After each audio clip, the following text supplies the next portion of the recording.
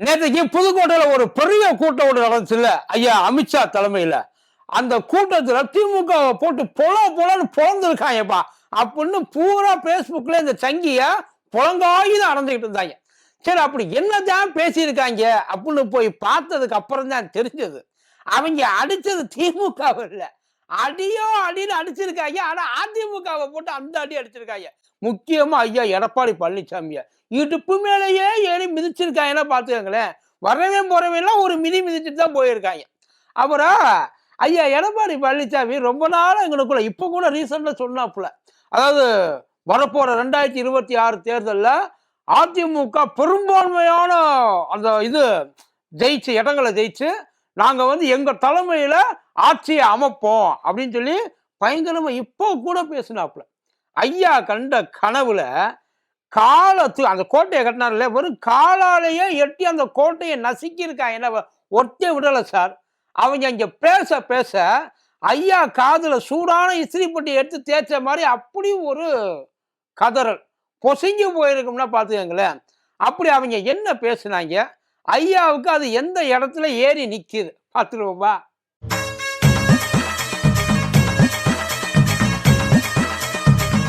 டயா booster சுகரை control பண்ணும், உங்க ஆரோக்கியத்தை மீட்டு தரும். சர்க்கரையை கட்டுப்படுத்துறதுக்கான எளிமையான வழிமுறை, இயற்கையான வழிமுறை. அனைத்து மருந்து கடைகளிலும் கிடைக்கும். மதியம் வணக்கம். இது மதியம் தர்பார் கூத்தடி கோப்பு. அந்த புதுக்கோட்டையில் நடந்த கூட்டம் எதுக்காக நடந்துச்சுன்னா, நம்ம நயினாரன் இருக்காருல, அவரு ஒரு நடைபயணம் போயிருக்கார். இந்த நடைபயணம் போயிருக்காருன்னு உண்மையிலேயே வந்து அவர் முடிக்கும் போதுதான் எல்லாருக்குமே தெரியும். இந்த நடைபயணத்தை ஒரு சீக்ரெட் ஆபரேஷனாவே பண்ணியிருக்காருன்னு வைங்கள. இப்போ இந்த ரீசெண்டா துரந்தர்னு ஒரு படம் வந்துச்சுல்ல, அதுல இந்தியன் ஆர்மியை சேர்ந்த ஒருத்தர் பாகிஸ்தான்ல போயிட்டு பாகிஸ்தானியாவே வாழ்வாரு. Secret operation. அவர் இந்தியன் தான் யாருக்குமே தெரியாது. அதே மாதிரியான ஒரு சீக்ரெட் ஆபரேஷனை தான் நயினாரன்னே பண்ணியிருக்காரு தமிழ்நாட்டில். 3 மாசம் அவர் நடந்ததே யாருக்குமே தெரியாதுன்னு வச்சுங்களேன். அந்த அளவுக்கு பயங்கர சீக்கிரட்டா எதுவும் அண்டர் கிரவுண்ட் அண்டர் மைனிங் போட்டு சுரங்கப்பாதை வழியா நடந்து போனாரான்னு தெரியல. ஆனா அவர் நடந்தாருன்றாங்க. முதல்ல நடைபயணம்னா என்னன்னு இதுக்கு முன்னாடி நீங்க தெரிஞ்சுக்கலனாலும் பரவாயில்ல, இப்ப லைவா பார்த்து தெரிஞ்சுக்கலன்னா ஐயா வைகோ போயிட்டு இருக்காரு. அதுதான் நடைபயணம். அவரை பார்த்துனாலும் இதுவே அதை நடைபயணத்துக்கு உண்டான மரியாதை போச்சுடா உங்களால அப்படின்ற அளவுக்கு சொல்றாங்க சார். என்ன நடந்தாருன்றத ஒரு 4 பேருக்குனாலும் தெரிய வேணாமா சார்? இவர் நடந்தாருன்னு வெறும் இதை மட்டும்தான் போஸ்ட் அடிச்சுட்டு இருக்காங்க தவிர அவர் நடந்ததை எங்கேயுமே இது வரைக்கும் யாருமே பார்க்கவும் கிடையாது. தெரியல, ஒரு வழியா நடந்துட்டார். அதுல அந்த அண்ணனே வந்து நயினாரண்ணே அதை பேசுறப்ப சொல்லிட்டாரு, தெரிஞ்சு போச்சு. அதாவது நம்ம வெளியில என்ன பேசணும்னு நினைச்சாலும் உள்ள இருக்கிறது சில நேரத்தில் நம்மளே அறியாம வந்துடும். என்னோட இறுதி யாத்திரை இது, அவர் வாயிலேருந்து வந்தது. இறுதி யாத்திரைன்னா இதை வந்து நீங்க இறுதி யாத்திரையே எடுத்துக்க கூடாது. அதுக்கப்புறம் சுதாரிச்சுக்கிட்டாரு. இது வந்து ஒரு ஆரம்ப இதுவா வந்து நீங்க எடுத்துக்கணும். தமிழ்நாட்டோட ஆரம்ப இது. இதுல ஒரு நிறைய பேர் பேசினாங்க. பேசுனதுல ஒரு 4 பேர் பேசுனது எனக்கு ரொம்ப பிடிச்சிருந்துச்சு. ரொம்ப ரொம்ப பிடிச்சிருந்துச்சு. உடனே நீங்க நினைப்பீங்க அமித்ஷா ஐயா பேசுனது, நயினார் அண்ணன் பேசுனது, அண்ணாமலை அண்ணன் பேசுனது. கிடையவே கிடையாது. எனக்கு ரொம்ப பிடிச்சது முருகன் அண்ணன் பேசுனது. மொத்தமே 2 நிமிஷம் 24 செகண்ட் தான் பேசிட்டு. ஏன்னா அவருக்கு தெரியும் நாம என்ன பேசினாலும் இங்க இருக்கிற எவனும் நமக்கு ஓட்டு போட போறது கிடையாது. எப்படி பார்த்தாலும் வீட்டுக்கு போனதுக்கு அப்புறம் நம்மளை கழுவி ஊத்துவாங்க. ஏன் இல்லப்பா உள்ளது தானே. அந்த ஒரு கள அரசியலை அண்ணன் புரிஞ்சுக்கிட்டாரு. அதனால தேவையில்லாம என்னுடைய எனர்ஜியை நான் எங்கேயும் வேஸ்ட் பண்ண விரும்பல. இப்ப நயினார் அண்ணன் பேசினாரு, வானதி சீனிவாசன் அக்கா பேசினாங்க, தமிழிசை அக்கா பேசினாங்க, எல்லாரும் பேசினாங்க. அண்ணாமலை அண்ணனுக்கு ஒரு கோவம்.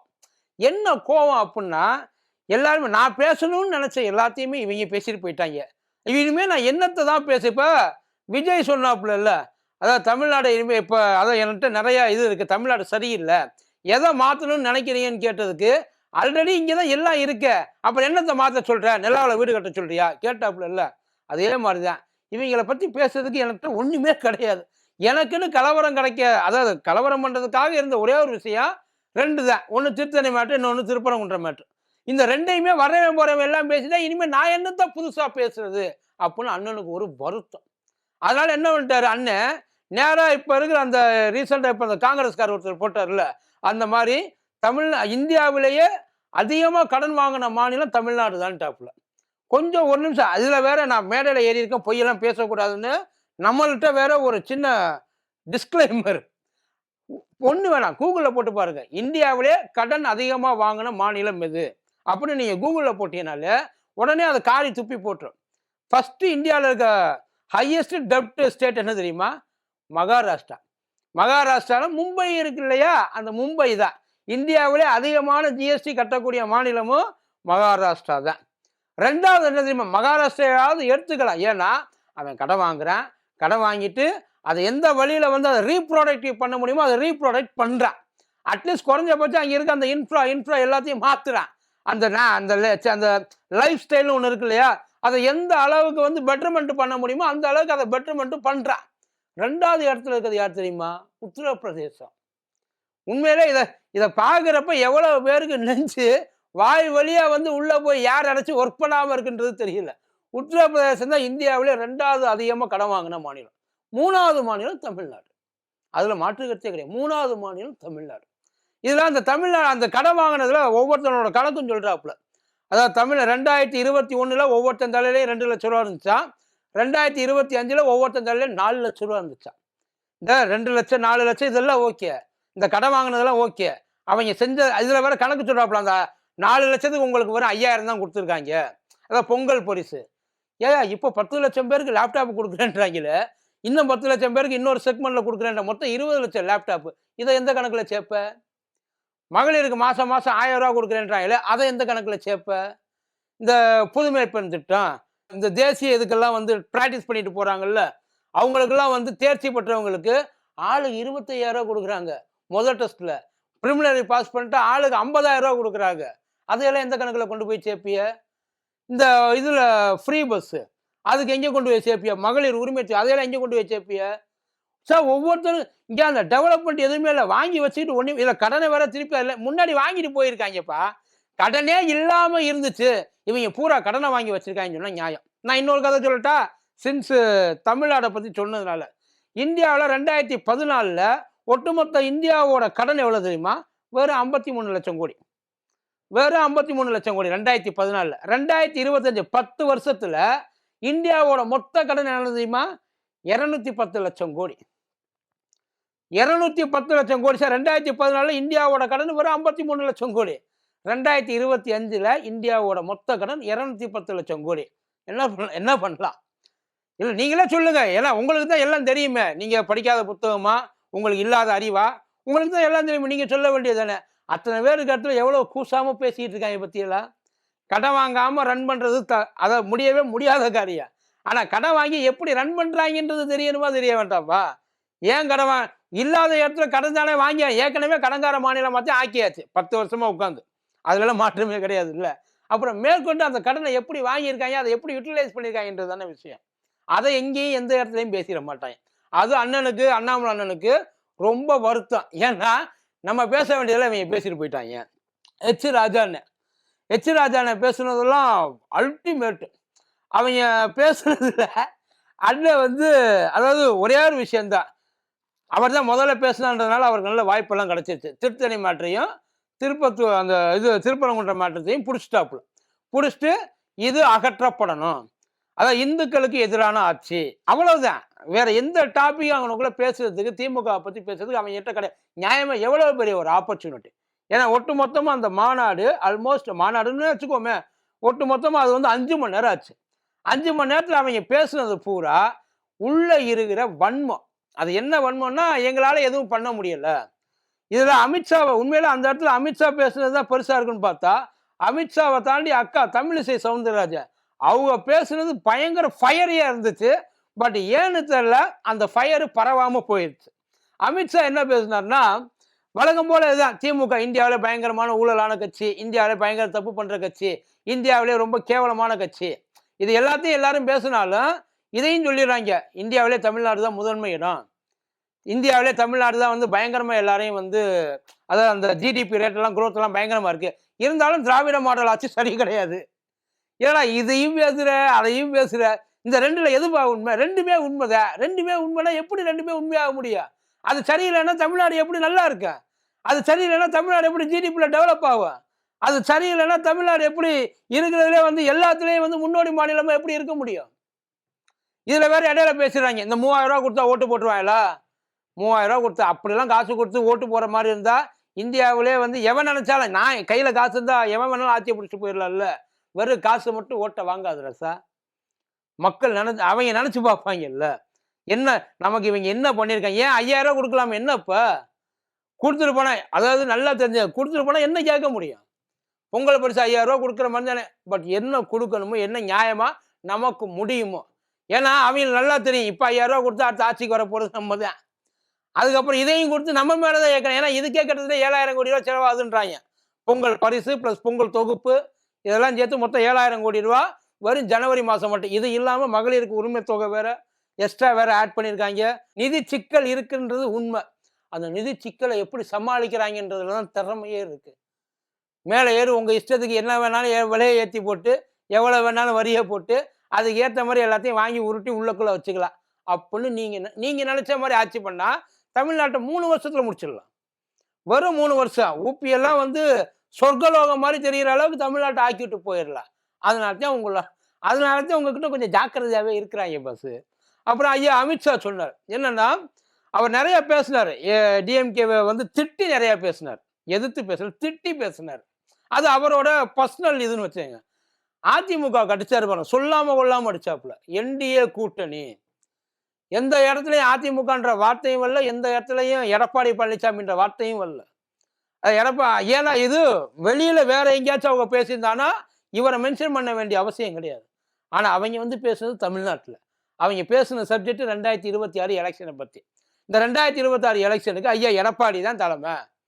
இந்த 2026 எலெக்ஷனுக்கு அதிமுக தான் தலைமை. அதிமுக தலைமையில தான் கூட்டணி ஆட்சி வரும் அப்படின்னு அவங்க பேசினாங்க. அட்லீஸ்ட் அந்த தலைமையவாது கண்டினியூ பண்ணுவாங்கன்னு பார்த்தா இப்போ அந்த தலைமையும் தட்டி தூக்கிட்டாங்க. முடியாது ராஜா.